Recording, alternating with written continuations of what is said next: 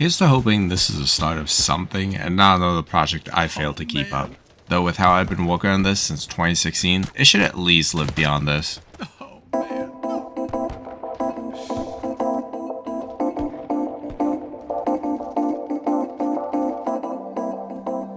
What I want to try to do is start a monthly development vlog on a video game I've been working on, a project I've been hammering on my free time for years, and just in these past months it's been building up a lot of speed. So I think it might be just fun to, share.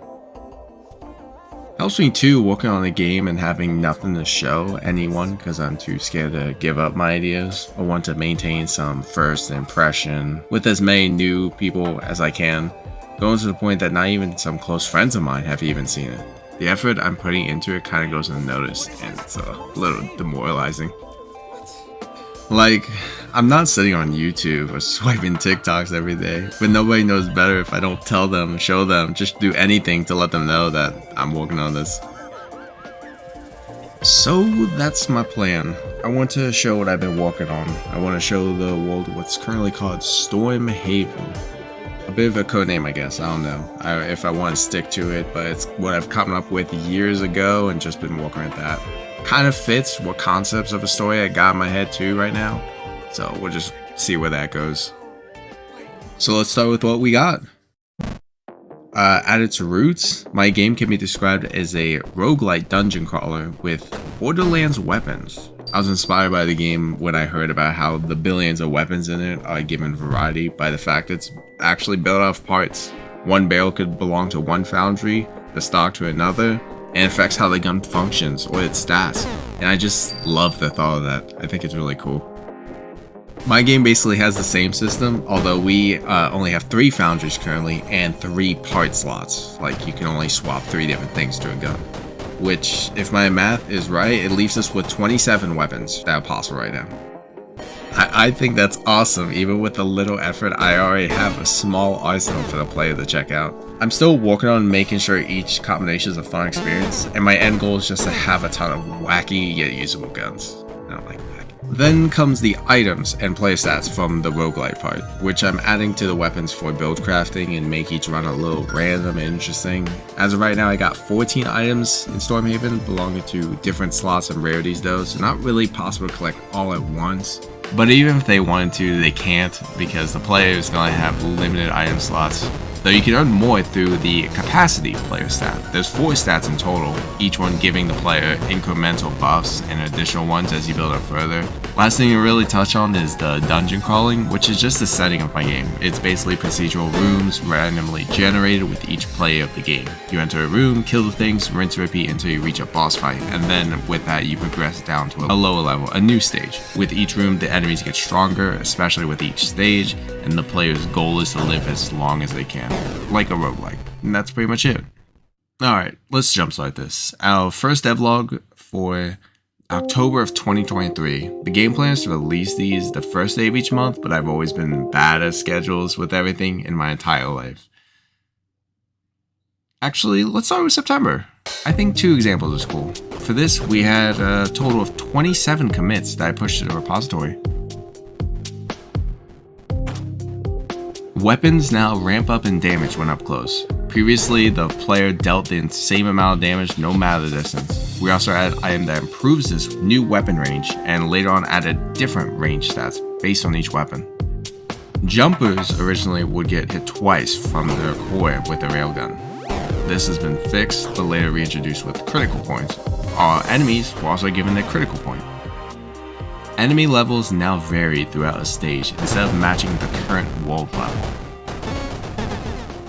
Our game director now spawns in enemies using a point pool, limiting what they can spawn based on their rated difficulty. We then allowed the luck stat to improve our weapon spread minorly, as it is a random chance. Bullet guns now have an item that allows shots to penetrate. This is especially useful for our jumper crit, as now the player can hit it with more than just a railgun. Weapons previously used to have a level stat that would make them become obsolete as you progress more in your run. This is removed so the player has one less thing to worry about. Normally, defeating enemies provides XP for the player to level up. Now in boss fights, it's not about defeating enemies, it's only when you complete the room that you're rewarded. More complex items like Firefly and the new Deadshot benefit from a buffs addition to the player HUD. We added another item, one to help ease ammo spawning. Items now provide stats along with their abilities, and in cases where the player obtains only a stat boost, now gains +3 instead of just +1. Railguns were tweaked in radius growth and now pitch down when less accurate. And shotguns vary in projectile count with various weapon combinations, and reload times were tweaked all around. And that does our September patch notes for 2023. Now, what about October? Railgun barrels remove the weapon ramp-up damage we just gained in September.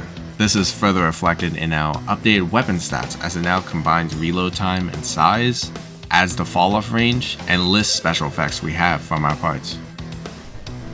Weapons now experience more recoil on the first shots of a burst, and spread growth from continuous shots now builds up more gradually and decays with a fixed time. Certain items obtained by the player is now fitted to the weapon specifically instead of slotting onto the player. These weapon items now have a unique item slot visually and are limited differently from the rest. To help with making space for different weapon items, and now as the player now holds a limit, players can now right click on items with their mouse to discard them and make space. Stage 1 was tweaked slightly to no longer drop stat boosts, leaving all opportunities for items to appear for the player and make for an easier start. Player stats were given more depth to their functionality. Getting enough luck gives the player a small chance to randomly mini-crit enemies, dealing 50% more damage, half of a bonus as a proper critical hit. High strength also outputs more player damage, and dexterity improves player perception, recoil kickback, and even reload times at high levels. And finally, capacity will not only improve our ammo capacity, but with enough points grants us item slots and even weapon item slots, as we said earlier. And towards the end of the month, we started working on enabling item rarities. Players can now sometimes find rare items, which will stack less as much as a common item, but holds more potent or useful effects. The Great Shield combines aspects of the more common stock and glass shield, while the Blast Shield offers a side grade option for a new gameplay variety. The new tempered plating functions just as its more common armor plating, swapping flat reduction for a percentage base. And Firefly rounds and armor piercing is moved to rare from common. Firefly rounds explosion radius and glass armor immunity frames will both also double. And that concludes October. We've danced over some topics and details, but that's all yet to be seen. I appreciate y'all for tuning in, and I hope to catch y'all next one. Look out for November 1st.